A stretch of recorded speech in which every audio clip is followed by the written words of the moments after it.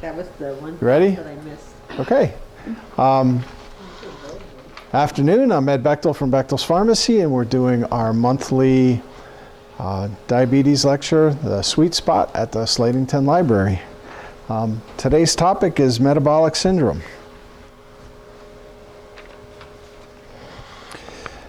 Today we'll be discussing metabolic syndrome. First, most people don't really know what it is.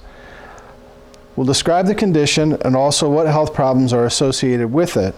Also, we will discuss how physicians diagnose metabolic syndrome using patient lab data and how to improve some of the laboratory values associated with metabolic syndrome. This presentation will hopefully provide people at risk for developing metabolic syndrome with good preventative information and give helpful insight on how to improve the health of those who already meet the criteria for having metabolic syndrome. Well, this being a diabetes lecture, we'll review some of the sweet spot basic truths. Most of us know there are two main types of diabetes. With some exceptions, most diabetics fall into the category of either type 1 or type 2. If you're not sure which one you fall into, ask your doctor. Many times we can also tell based on the medications that you take. Remember, neither type of diabetes is worse than the other. You may get diabetes in different ways, but both types of diabetes cause harm to the body in a similar manner. So what should your blood sugar be? Your fasting blood sugar should be either below 125 or 130, depending on which recommendations you follow. The American Diabetes Association recommends 125 or below. The American Society of Endocrinologists recommends 130 as being controlled. After you eat, an hour or two after you eat, it should be under 180. 180 is kind of the point where the blood sugar spills over in the urine and can cause damage to the nerves and the blood vessels. Are those the same numbers for children? This, Is that the same? yeah, they're the same numbers basically for everyone.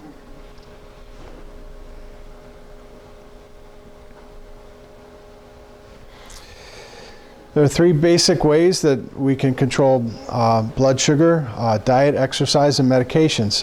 And you'll notice that two of those, diet and exercise, are totally under your control.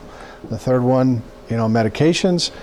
Of course, your healthcare provider and your pharmacists are involved there, but ultimately it's up to you to make the decision whether or not to use your medications or to take them properly. So controlling diabetes is almost all under your own control. So metabolic syndrome. Most people have heard the terms obesity, high blood pressure, high cholesterol, or high blood sugar. We're aware of the negative health impact that these can have on a person's body and lifespan. Very few people have heard of metabolic syndrome and don't know how this condition impacts the body.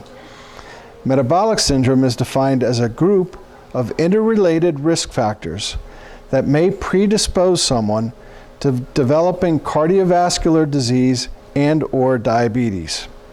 While not everyone has heard of metabolic syndrome, the concepts and criteria that are used in diagnosing and managing this condition are fairly well understood by many. Most people have heard of ways to keep their heart healthy and lose weight. Some have heard of ways to prevent the onset of diabetes and improve blood sugars. These concepts will be highlighted and expanded on throughout this presentation as we discuss metabolic syndrome. So what is a syndrome? Before describing metabolic syndrome, it's helpful to understand what a syndrome is. A syndrome is defined as a group of symptoms that consistently occur together, or a condition characterized by a set of associated symptoms. So a syndrome is made up of a group of characteristics that are commonly seen together but don't always appear together. For example, while this is not a syndrome, it may help demonstrate the point. It's commonly seen that people with red hair tend to have pale skin, light-colored eyes, and freckles. These characteristics are commonly seen together and could be described as a syndrome. It would be understood that not all people with red hair have fair skin, light eyes, and freckles, and not all people with pale skin and freckles have red hair. Metabolic syndrome by title is a syndrome, and we'll discuss the common traits that make up this syndrome.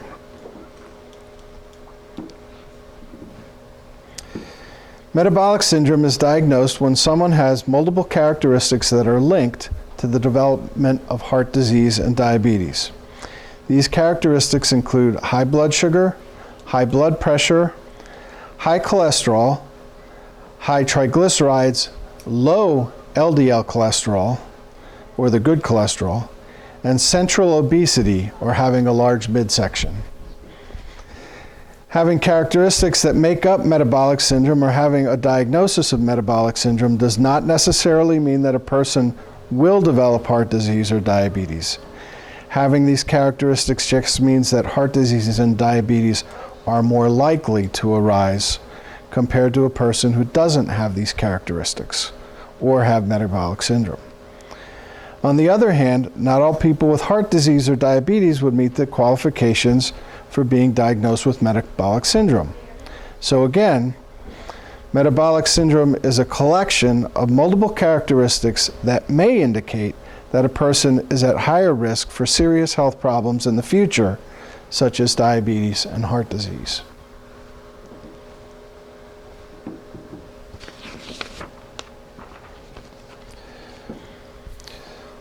Why have healthcare professionals come up with a term and condition of metabolic syndrome?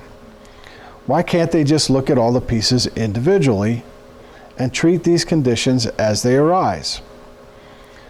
The hope is that by identifying people with metabolic syndrome, it can help physicians and patients realize their state of increased risk for future health complications. Many of the criteria that make up a diagnosis for metabolic syndrome can be improved using similar lifestyle changes.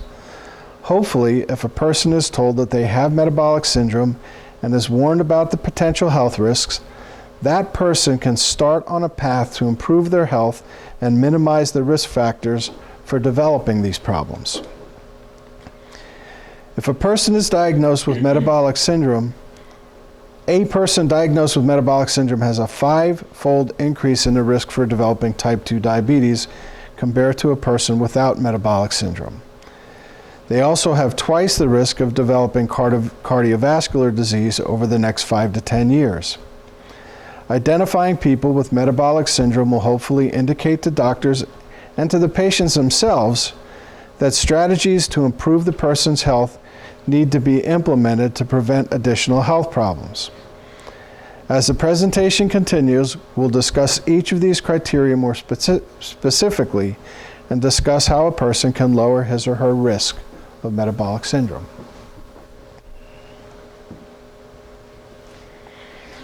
So let's look at your numbers. There's specific criteria defined for metabolic syndrome. Note the risk factors that we discussed previously. These risk factors are still high blood pressure, high blood sugar, poor cholesterol, and central obesity or a large waist. Waist size has an asterisk placed next to it because depending on a person's race or nationality, this number can vary. We'll talk more about that later. But the inches listed on this table are the numbers associated with the waist size of Americans that qualifies them as having metabolic syndrome. According to the recommendations, if a person meets 3 out of the 5 criteria, a physician could diagnose him or her with metabolic syndrome. A person does not have to meet all of the above criteria to match the diagnosis. We'll review these numbers more in depth, but take a second to look at the numbers and think about some of your numbers for these criteria. Okay, so I'm just going to, for myself, fasting blood sugar. My blood sugar is normal. HDL cholesterol. My HDL cholesterol usually runs between 35 and 40 when they do it. So it's too low. So I would meet that criteria, check. Triglycerides, when they do blood work, my triglycerides are normal, so I don't meet that one. Blood pressure. I've been treating high blood pressure for 25 years, so I meet that criteria. Waist size, well, I meet that criteria. So I could be diagnosed with metabolic syndrome because I meet 3 of those 5 criteria. And by having that diagnosis, that tells me that I'm at a higher risk for developing diabetes. So my doctor's watching that blood sugar. You know, I'm at higher risk for cardiovascular disease. So a couple of years ago, my doctor sent me for a stress test. So, you know, she's determined that I meet the criteria and I'm at higher risk. So I have to do things to try to, you know, to mitigate that risk, to keep that risk down. So on the handout you're provided, there's a space for you to include your individual results. Take a minute to write down your numbers if you know them. You may have to get some of these numbers from your doctor, or if your doctor provides you with a copy of your lab results, you can find most of these numbers on your regular yearly checkup labs. If you like, we have a tape measure. Well, I don't have a blood pressure monitor with me.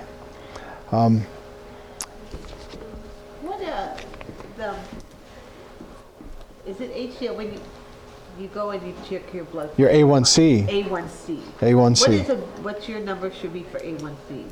If you're diabetic, Yeah. the goal usually is 6.5. 6.5. Yeah, most doctors will be happy if you're under 7. If you're diabetic and your A1C is under So 7. it should be 6.5. Normal is below 6. You know, if you were not diabetic, then your A1C would probably be 5.5, 5.7, somewhere in that range. The longer you're diabetic, It's back at 5.5. then you wouldn't be considered diabetic at that point. Oh, okay. So, if, you know, I know that you lost a lot of weight and that you've gotten your sugars under control. And, you know, periodically, you know, every 3 to 6 months, your doctor should be doing a hemoglobin A1C. Yeah. If you're getting readings that are below 6, they could probably say that you are no longer diabetic. Now, you have that predisposition. You know that you have that predisposition. You know that if you don't control your weight, that your sugars go up. You know, it's in your family. You know, I was blessed. yeah, you can't pick your parents. You know, you inherited the genes that you know that. You know, so. But that's where, you know, sometimes people will say that they cured their diabetes through diet and exercise. Right. You know, and it's possible through diet and exercise sometimes for somebody who's a type 2 diabetic to get their blood sugars so well under control that their A1C is back in the normal range and that they would no longer be classified as being diabetic. They may be classified as being pre-diabetic at that point. Because you know that your body has trouble regulating. So. If you get it under control and you keep it under control, doesn't your body learn to regulate it? You mean like if you get it under control and you keep it that way, don't your body like keep up with what you're doing? Well, you have to do it. Yeah. I mean, your body's not going to automatically. I mean, your body will. I mean, people with type 2 diabetes, the real problem with type 2 diabetes isn't that you don't make enough insulin. It's that you don't use insulin properly. The cells of your body are resistant to the effects of insulin. Now, your body can compensate to some degree early on when you have, insulin resistance by the pancreas releasing more insulin into the bloodstream. after a while, it just can't keep up anymore, and then your sugars are going to start to rise. So by watching what you eat and getting more exercise and keeping that blood sugar down, you are controlling your blood sugar. Your body's not doing it automatically. Well, it should. It's what it's Tired of doing it. it's what it's designed to do. Yeah. But it's hard, and it doesn't ever get any easier. It doesn't ever get any easier. But once you're pre-diabetic, you always have to watch what you eat. Yeah, if you have a family, If your blood sugars go within normal range, you still have to always, you can't go back to eating the way you used to eat. You still have to be on a certain, right. If you, and if you have a family history of people with type 2 diabetes, it's probably a good idea to, even before you have any problems, adopt a diet that's gonna, stave off diabetes. So type 1 is a whole different story. Type 1, your body doesn't make insulin, so you have. is that also hereditary type 1? Or is it more Type 1, the current theory is that it's an autoimmune disorder triggered by a virus. So it's more type 2. If you have a family history of type 2, that's more hereditary than Correct.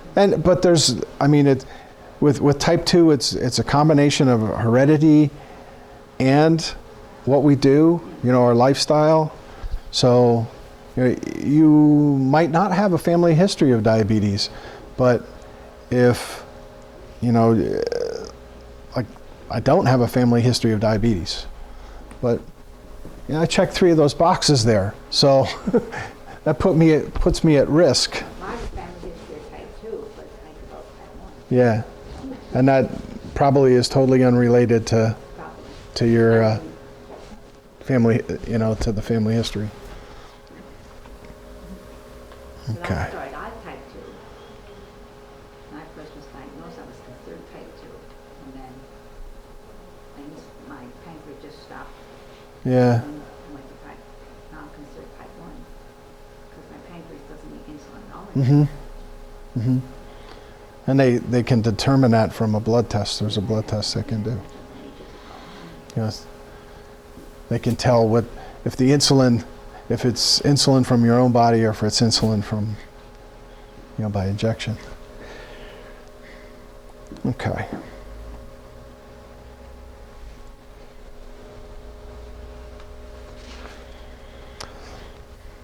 Insulin resistance is a common cause factor in the development of type 2 diabetes. Insulin resistance occurs when the body doesn't properly respond to the presence of insulin, which leads to increased blood sugar or blood glucose. Remember that insulin is used by the body to get sugar from the bloodstream into the cells, such as muscle, brains, and brain cells, where it can be used for energy. Think of sugar standing outside the cell of the bloodstream and knocking on the door of the cell to ask to come in. And think of insulin as the door opener. With insulin resistance, what happens is the sugar knocks at the door of the cell, but the insulin decides to ignore the knock.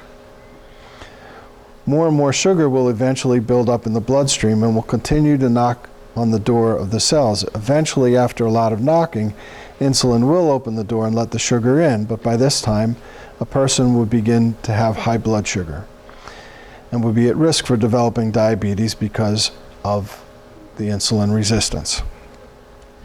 Insulin resistance is caused by multiple factors. As mentioned earlier, many of these factors related to insulin resistance make up the condition of metabolic syndrome. Why have I heard the term brittle insulin? What is that? Somebody that's a brittle diabetic, Yeah, what is that? that's somebody that's, got widely fluctuating blood sugars, that's very hard to control. And what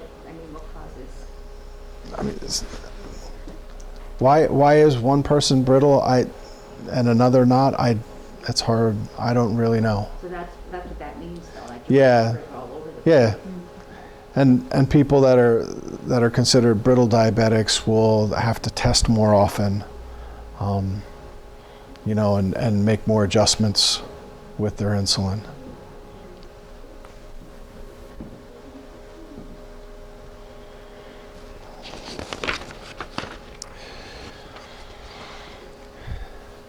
Now we're going to start discussing each of the metabolic syndrome criteria individually. Since this is the sweet spot and insulin resistance is a big part of metabolic syndrome, we'll start with high blood sugar.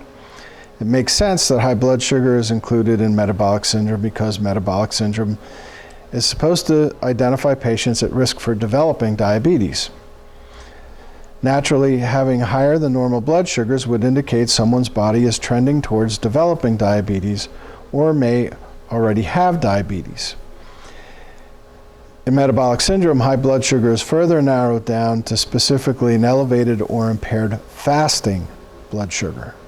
Remember, fasting is defined as no food or caloric intake for at least 8 hours. Most people are considered to be fasting in the morning before eating breakfast, assuming they haven't eaten the night before, since the night before. Imagine a person waking up in the morning and checking his or her blood sugar before eating breakfast. Let's say the blood sugar came back at 110, meaning 110 milligram per deciliter. This person could be described as having an elevated or impaired fasting blood sugar and would meet one of the criteria for having metabolic syndrome.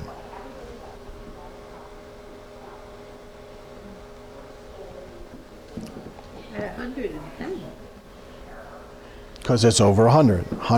80 to 100 fasting is considered normal. The slide we showed earlier that said 100 to 130, that's considered controlled if you have diabetes. Okay. Okay? Okay. So there's a little bit of a window there between what is considered normal and what is considered controlled.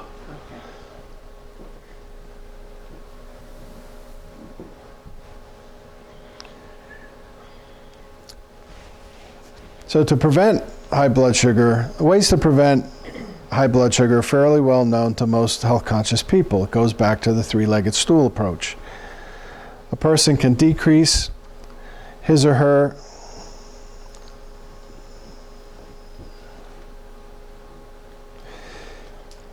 blood sugar.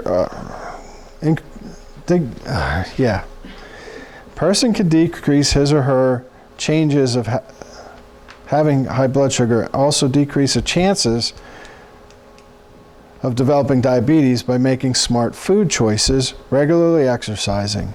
There are also some common medications available that can help people without diabetes better control blood sugars and prolong or prevent the development of diabetes. There are now, for some people who have pre-diabetes, they're now prescribing metformin to help, delay the onset of actual diabetes. So, if you're diagnosed with pre-diabetes, the first approach is diet and exercise, and if that isn't helping, that isn't working, then they'll prescribe metformin before you even meet the criteria for having diabetes. Eating healthy foods includes eating high fiber foods such as fruits and vegetables, eating complex carbohydrates such as brown rice in place of white rice, or wheat bread in place of white bread.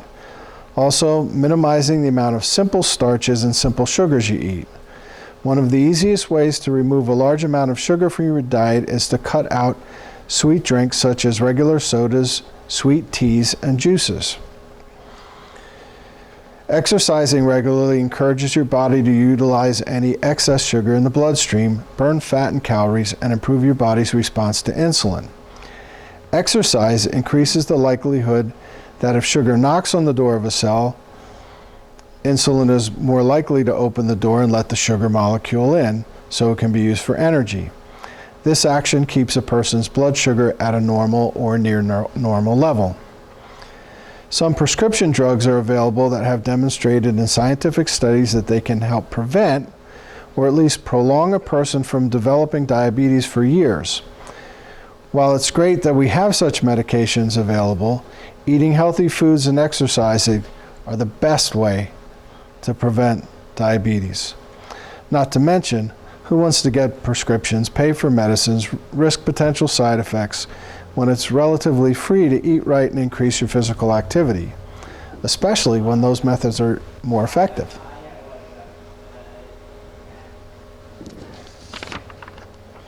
So let's play a game. Imagine you're concerned about your blood sugar. You're trying to make the right lifestyle choices to keep your blood sugar at normal levels. Which of the following would be a better, healthier choice to keep your blood sugar normal? For a snack, which would be better, a granola bar or saltine crackers? Be saltine crackers. Saltines? How many saltines? Well, a granola bar would likely be the better choice because it's made up of complex carbohydrates and has more fiber, which means it'll take your body longer to break down the carbohydrates and won't spike your blood sugar as much as simple carbohydrates found in a white flour cracker. Isn't there more sugar though in What's that? Isn't there more sugar in granola bars? Well, Like the low calorie stuff. yeah, and they're, Carbs. well, if you ate the same, let's say you ate the same amount of carbs in both, the cracker is going to spike your sugar faster, where the granola, because there's whole grains in it, that you're not going to get as much of a spike. So even if you took in the same amount of carbs, the granola bar would be better than. They should have that on the box. they should They have, do. like, If you look at the nutritional information, you look at the carbs and you look at the There should be fiber. like a little symbol that, you know, is it going to be like this or is it going to be like this? So that you know. You know what I Okay. mean? So it's because it's complex. Because of complex carbohydrates, the body takes longer to break them down than But simple does it carbohydrates. say complex carbs or does it? I know it says carbs. The hint would be in the amount of fiber. Like on those nutritional labels, Uh-huh. it'll tell you the amount of carbs and it'll also tell you the amount of fiber. Wish I had something here to. How much fiber would you Okay, so what is a good fiber then? I don't remember. 4 or 5. Yeah. 4 or 5 is pretty good with the fiber. Well, I mean, it depends on how much carbs, but they. Well, my wife was What diagnosed. in your purse? Yeah, but mine doesn't tell you anything. Yeah, it's probably on the box. Yeah, it's on the box. It's not. Yeah. When my wife was diagnosed with diabetes, I mean the hole in my knowledge base was in the diet stuff, and we met with a dietitian, and she told us that, you know, if it's over so many carbs that you can actually, if it's over so many grams of fiber that some people actually will subtract the grams of fiber from the grams of carbohydrates. She said she didn't believe in that, and you know our experience doesn't tell us to do that. But some people will actually, you know, subtract. You know, so if you had something that was, you know, 15 carbs, and it was 7 carbs of fiber, and you were counting carbs to dose your insulin, you know, you could subtract that fiber. Okay, so Louise doesn't do that, but 29 carbs, 2 fat, or 2 fiber. yeah, that's not enough fiber That's to. a oat and honey granola bar. Okay. So that would be one you don't eat. But some bars have like 26 carbs in them, Yep. and that, I was always told if it's over 15, if it's 15 running, you don't have to worry about taking insulin. Right. So, but what do you look for with the fiber? Well, if you're- I if never you're- check the fiber, I always just check the carbs. I mean, if you're a type 1 diabetic, like my wife is, you know, she will take a unit of insulin for every 10 to 15 carbs. So if you had a 26 gram of carb granola bar, she would probably take 2 units of insulin to. I mean, that's a joke we had for a while was what, you know, when they had those commercials with what would you do for a Klondike bar? 2 units of regular. I go for a really long walk. So, but now do you have to also? Yeah, check the- and that makes sense. You know, for somebody that's type 2, go for a really long walk and burn those extra carbs off. You know, if you're type 1, your body's going to need some extra insulin to handle that. You know, those extra carbohydrates. But with the fiber now, what, do you have to check that also on the box, or? Well, that's a good hint. That's a good hint So what is the on amount of what's. fiber? What is the amount of fiber? Well, the more fiber there is, that's the more complex carbohydrates Then that. the higher the fiber. Yeah, Okay. that's a hint. I never checked the fiber. I just Yeah. always, looked at the carbs and that was it. But I mean, whole grains. You want, you know, if you know, if the label, if you're reading the ingredients on the bread and it says whole wheat, as opposed to processed wheat flour, you know that's going to be better for you. They Then, do have whole wheat saltines. yep, You can buy whole wheat. yep, and I don't know if that's, we eat whole wheat pasta. yeah. You know, so I mean, there are ways. What's that? I miss pasta. Well, even on the Weight Watchers I diet, really you're miss allowed to have 1 cup. Yeah, 1 cup. I mean, it's better than That's nothing. not even Then it's worth better my than nothing, then you time. just fill up with your salads. Well, when my daughter was working at the University of Pennsylvania, she worked in their Center for Weight and Eating Disorders, and you know, she would anytime she would see me eating spaghetti, when I eat spaghetti, I eat spaghetti. Yeah, that, What if you just eat But spaghetti, she would say, "Dad, spaghetti is not a meal. Spaghetti is a side dish." If you would just eat, like, Yeah.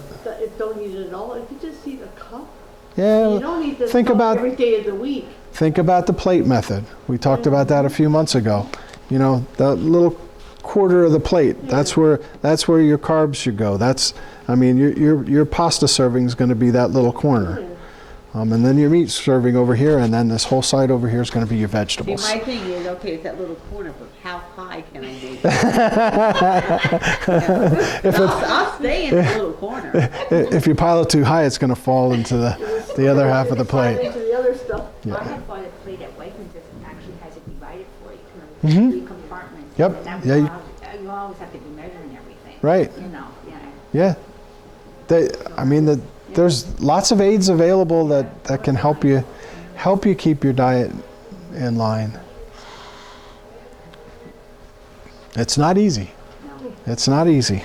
When I buy those bars, I always go for the calories, the list calories. Does that matter?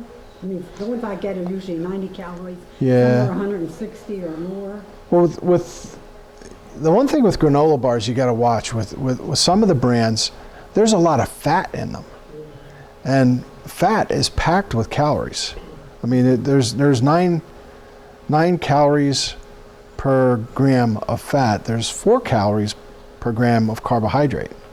So you know, if you're buying lower calorie granola bars, there's probably less fat in those, and maybe more carbohydrate. But if it's complex carbohydrates, that's okay. So yeah, people automatically think that granola bars, they're good for you, but it depends on what your health problems are. I mean, if it's weight and it's cholesterol, well, high fat foods are not good. So, all right, back to our game. Next one, fruit juices or sodas? So those fruit juices are bad. Depends So what fruit soda juice is. is. What's that? Depends what- Who says fruit juices are better? So there's Who I says say depends which kind. who says that sodas are better? Who says it's a trick question and neither of them are good? There you go. Sodas aren't Right. either. sugar in the juice. Both fruit juice and regular soda are full of sugar. A lot of people think that if they drink a juice in place of a soda, they're making a healthier choice. While there's fewer chemicals in juices, there's still a lot of sugar. If you're trying to keep your blood sugar at a normal level, it's best to avoid regular soda and juice altogether and drink water or What zero-calorie if it's drinks. tomato juice? That's low in carbs. Yeah. You well, tomato juice would be better, than orange But juice or apple I'll juice. do a glass of tomato juice instead of having breakfast sometimes. I'm Yeah. just so tired of eating. But I'll take a glass of tomato juice and put it in the microwave and warm it up. Yeah, it's like soup. Yeah. I thought ketchup and anything like that is high in sugar. Yeah. Ketchup is. Even tomato, she said tomato. Yeah. That all, Yeah, you have to watch out. I mean, sauce, anything like that. well, it has sugar in it. I thought that. I think 8 ounces of V8 is 34 carbs. Okay. So that'd be okay for a meal, right? Yeah. But You're it's trying to better stay than under- soda. Better than a can of soda. Yep. But water would be better. Yeah, but you can't It's count it not as a filling. meal. Filling. No. But a lot of us drink calories and don't think about it. If you wash your dinner down with a glass of water, or you wash your dinner down with a glass of Coca-Cola, there's a difference there Right. that, if you're drinking that soda with your meals, you're probably, you could probably gain a pound a week. Oh my What do they God. say, 10 teaspoons of sugar in 1 can of soda? Is that what it is? Like that, yeah. 16, yeah. I bet you it's been 15 years since I had a soda. I don't drink no soda. Yeah. I drink water. Yeah, water's Water and the meat, best. That's the only thing I drink. Yeah, I can't tell you. I can. Last time I had a soda was on Easter. But I couldn't tell you before that. All right. So back to the game. Weight bearing or cardiovascular exercise? Cardio. Both. That's right.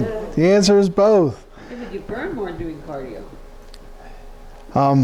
But resistance exercise builds muscle, and muscle cells burn sugar better than fat cells. So it's important to do both. It's important to do both.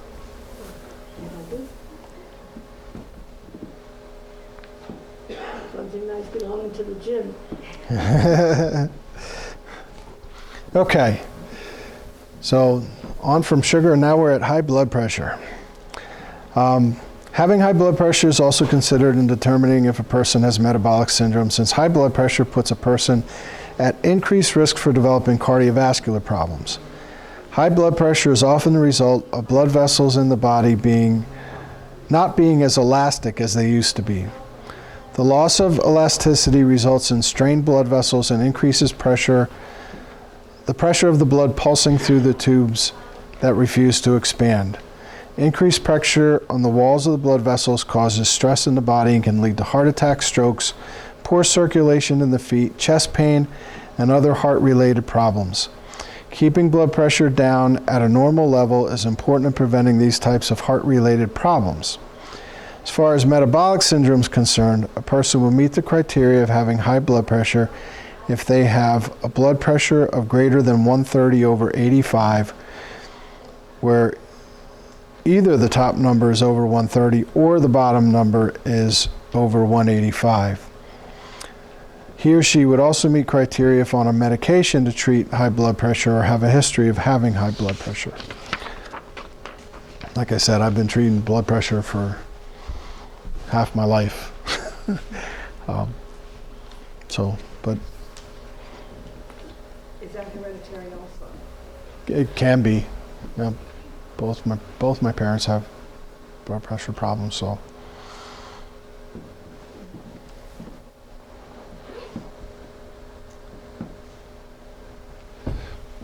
So how do we prevent high blood pressure?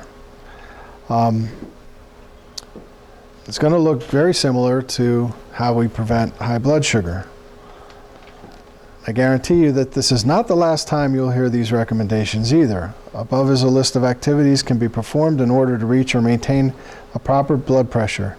The numbers out to the side represent how much each activity can lower your blood pressure. Again, eating healthy foods can help lower blood pressure, especially those that are low in salt or sodium. Having a diet high in salt can play a role in increasing a person's blood pressure. Keeping your daily intake of sodium to less than 2,000 milligrams is recommended for people with high blood pressure. The salt or sodium content for food can be found on the nutritional label. You might be surprised at how much sodium is in some foods. Maintaining a healthy weight can keep a person's blood pressure at a normal level. In fact, for people who are overweight with high blood pressure, losing 5 to 10% of their body weight has been shown to bring blood pressure down. If a woman was 200 pounds and developed high blood pressure as she gained weight, if she were to lose 10 to 20 pounds, chances are her blood pressure may decrease and possibly go back to normal without requiring medication. For every 20 pounds a person loses, they can lower their blood pressure by 5 to 20 points. Excessive alcohol intake has also been linked to high blood pressure. It's recommended that men limit themselves to 2 alcoholic drinks per day and women limit themselves to 1. Note, if someone does not regularly drink, he or she does not need to drink the listed number of drinks per day. These limits not goals, they're not goals or suggested intake. Smoking is also damaging to the blood vessels and is a well-known contributor to high blood pressure. Stopping smoking can help decrease your blood pressure and offers many other heart and body benefits on top of improved blood pressure. Talk to someone about quitting if you're interested or want more information. There are several medications available to treat high blood pressure if necessary. However, as always, if a person keeps their blood pressure at normal levels by adopting a healthy lifestyle and not relying on medication, that's ideal. The DASH diet. DASH stands for, what was it? Dietary approach to stopping hypertension. DASH stands, a dietary approach to stopping hypertension. It's a popular diet that's been supported by strong medical studies. The DASH diet has been shown to help people lower their blood pressure by 8 to 14 points if followed for just 2 weeks. It's not a fad diet or some hoax that you would see on TV. It's an effective eating plan that has been shown that can lower blood pressure if it's followed. It's a diet high in fruits and vegetables, low fat or non-fat dairy products, and whole grains. This diet requires eating foods high in fiber, low in salt, low in fat, which helps control blood pressure. And it's not something you can do for 6 weeks and then forget about. I mean, it's a lifestyle change that you would have to make.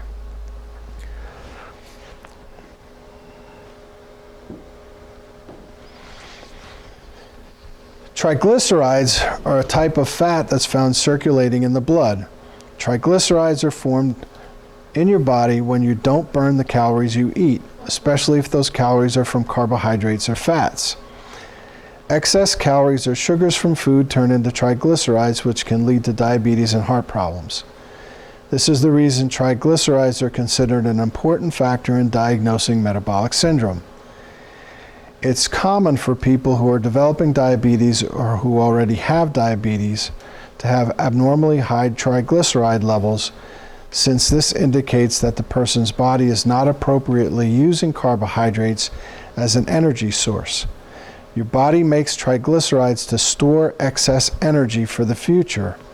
However, the problem is that people continue to overeat and not use the calories they're eating. More triglycerides continue to form. Having high triglycerides can lead to hardening of the arteries, thickening of the artery walls, and can further increase a person's risk of cardiovascular problems.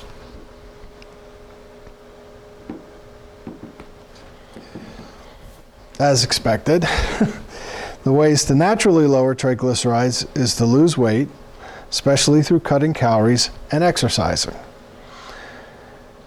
Not taking in an excessive number of calories or burning the calories you eat will prevent your body from making triglycerides. Also, triglycerides are a type of fat. Many people don't realize this, but fats are a great source of energy. The problem is your body has to use the fats for energy and not simply store them.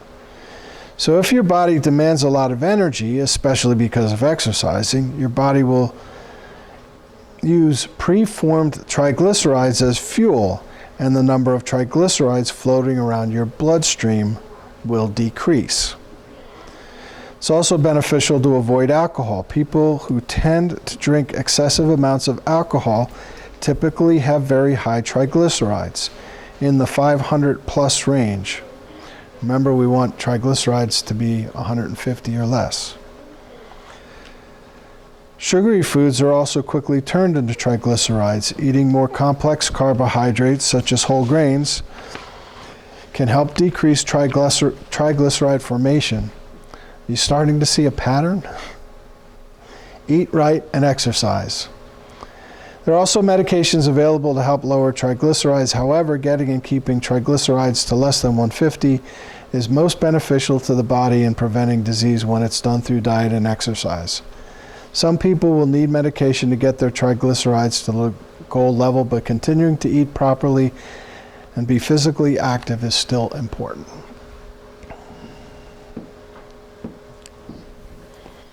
HDL stands for high-density lipoproteins. It's a type of cholesterol in the blood that they call good cholesterol. Think of the letter H in HDL. We want HDL to be as high as we can get it. The reason HDL is deemed the good cholesterol is because it helps to clean the bad cholesterol out of the blood vessels. It acts as a transporter, picking up the bad cholesterol that's been deposited on the walls of the blood vessels and carries these bad, dangerous particles back to the liver where they can be destroyed. The more HDL a person has circulating in the blood, the more cleaner uppers they have. People with low HDL are more likely to suffer from cardiovascular related problems. The higher you can get your HDL, the better. If you can get your HDL over 60, this is considered to be heart protective and lowers your risk of heart attacks. How do you get it up? Based on all the strategies we've discussed for ways to prevent metabolic syndrome, what would you expect on ways to increase your HDL? I'm sure you saw exercise and proper diet coming. These are the best ways to increase your HDL. When you exercise, your body turns LDL, the bad cholesterol, into HDL, the good cholesterol. So some people have followed a diet called the Mediterranean diet, which consists largely made up of fruits and vegetables, whole grains, and fish. Does not include eating large amounts of meat such as chicken, beef, and pork. They use healthy fats such as olive oil in place of saturated fats like butter. You can also improve your HDL by drinking alcohol only in moderation. Red wines, grape juice. Yeah, we say juice is bad, but Concord grape juice can raise your HDL. Not good for your blood sugar. So,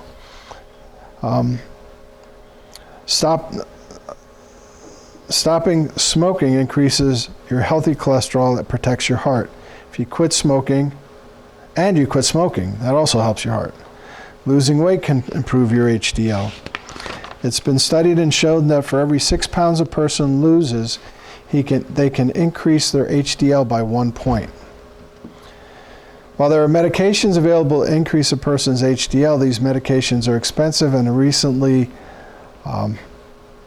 been shown not to be effective in preventing a person from having a heart attack or dying from a cardiovascular related cause. So even though they do something that we would expect would be good, when they looked at the long-range studies, they found that it didn't result in people living longer and better lives. So we're kind of seeing those drugs, fall into disuse. Originally, scientists thought that high HDL meant a healthier heart before medication that increased HDL would give, and that medication would give people healthier hearts. What we're slowly realizing now is that it isn't necessarily the medication increasing the HDL to a certain number that's beneficial. It isn't just the HDL number that corresponds to health. It's the way the HDL is increased. What is truly beneficial is exercise and proper diet that provide for the healthy heart. An increased HDL just tends to follow these other healthy behaviors as they're performed. Remains to be seen if the medications used to increase HDL will continue to be used in hopes of preventing heart attacks. We talked earlier about central obesity, or having a large midsection, and how this is a predictor of diabetes and a factor in metabolic syndrome. If you think about it, all of the organs working to regulate blood sugar are found in the midsection. You have your pancreas and liver found here, which play a huge role in controlling blood sugar. If these organs are covered with extra body fat, the organs can't properly communicate with each other by using hormones. The hormones deliver messages from one part of the body to another. If there are extra layers of fat in the way, the messages don't get delivered and your body can't work properly to control blood sugar. Also, body fat creates its own chemicals which cause inflammation and damage different parts of the body, especially the cardiovascular system. It's been discovered that people who are overweight and carry extra weight in the midsection are more likely to suffer from diabetes and heart-related problems than people who carry extra weight in the lower parts of their bodies. Common analogy refers to the shape of people when they carry their weight, such as apple-shaped people and pear-shaped people. Apples are roundest in the middle. People shaped like an apple, or those with large bellies, are more likely to develop health problems compared to people shaped like pears, which are wider at the bottom. So here, metabolic syndrome affects apple-shaped people.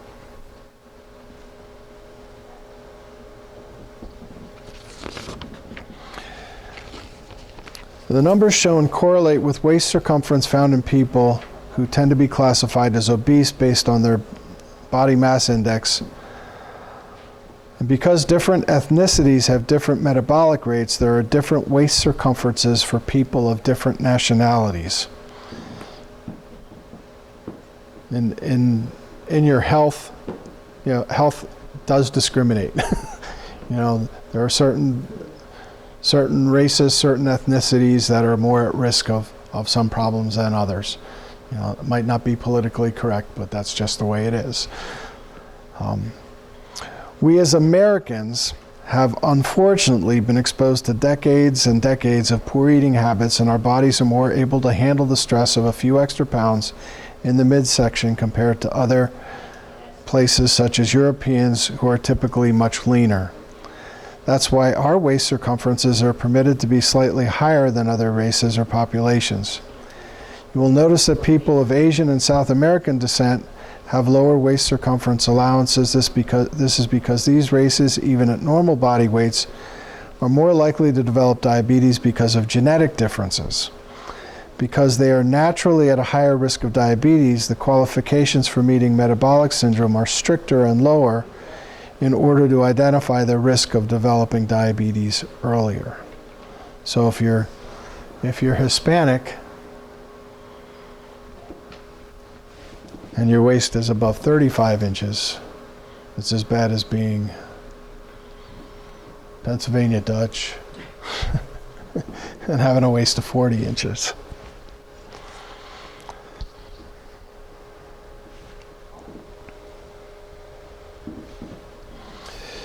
So So if you learned anything else today, I want you to remember there are these 3 facts and have a conversation with your doctor if you're concerned and have questions about metabolic syndrome.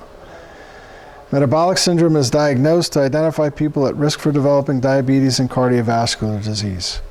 Metabolic syndrome is diagnosed using a person's blood sugar, blood pressure, cholesterol, and waist measurements. The best way to improve metabolic syndrome is to eat healthy and exercise.